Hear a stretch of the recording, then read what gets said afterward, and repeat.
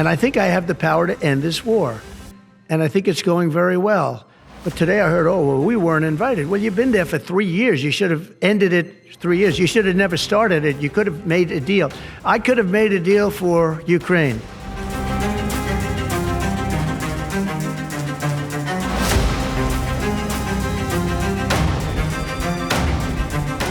US President Donald Trump has taken a critical aim at Ukraine's President Zelensky, calling him grossly incompetent. In an interaction with the media, Trump said that it was a surprise his country had not been invited to talks in Saudi Arabia on ending the war with Russia. Saying he was disappointed by Ukraine's reaction, he appeared to blame Ukraine for starting the war, saying the country could have made a deal earlier.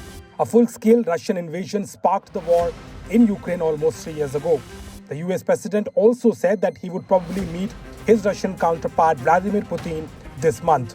Earlier, Trump said he had been in contact with both Putin and Zelensky on ending the Ukraine war. Trump lashed out at his Ukrainian counterpart Zelensky after he complained that Ukraine was not invited to the US-Russia talks in Riyadh aimed at ending the Ukraine war. Blaming him for starting the Ukraine war, Trump called Zelensky a grossly incompetent leader and a poor negotiator. Trump also said that the Ukrainian president should have made a deal to end the fight with Russia nearly 3 years ago. His remarks came after the US and Russia participated in talks held in Riyadh to discuss the ending of the Ukraine war, which is entering its third year after Russia invaded the neighboring country in 2022. Ukraine was not involved in Tuesday's talk. Earlier, Russian Foreign Minister Sergei Lavrov met US Secretary of State Marco Rubio in Riyadh for the first high-level face-to-face talks between the two countries since the invasion and agreed to appoint terms to start negotiating the end of the war. Briefing reporters on US-Russian talks in Riyadh earlier, Secretary of State said that the two sides did not establish a date for a Trump-Putin summit to discuss Ukraine.